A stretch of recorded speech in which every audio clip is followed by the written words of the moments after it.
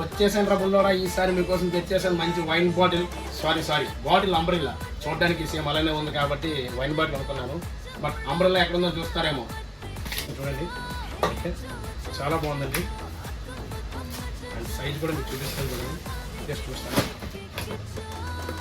చాలా big size వచ్చిందండి. చూడండి, ఓకే, చూడండి, చాలా అంటే చాలా బిగ్ సైజ్ వచ్చింది.